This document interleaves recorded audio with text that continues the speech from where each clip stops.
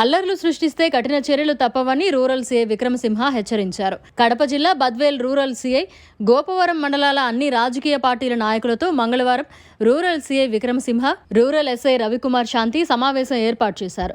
ఈ సందర్భంగా వారు మాట్లాడుతూ రాబోయే ఎన్నికల ఫలితాలు దృష్టిలో పెట్టుకుని ఎటువంటి అల్లర్లు సృష్టించరాదని, ఎలక్షన్ కోడ్ నియమాలు పాటిస్తూ శాంతికి సహకరించాలని కోరారు.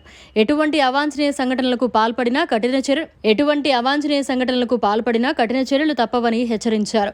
బద్వేల్ గోపవరం మండలాల నాయకులతో ప్రతిజ్ఞ చేయించారు. ఈ కార్యక్రమంలో బద్వేల్ రూరల్ పోలీస్ సిబ్బంది, గోపవరం మండల నాయకులు పాల్గొన్నారు. ఎన్నికల ఫలితాల రోజు ఏ పార్టీ అధికారంలో వచ్చినప్పటికీ మా పార్టీ కార్యకర్తలు కానీ, మేము కానీ, మా అభిమానులు కానీ ఎటువంటి అల్లర్లు సృష్టించమని, అసాంఘిక కార్యకలాపాలకు పాల్పడమని, ఎలక్షన్ నియమాలను పాటిస్తూ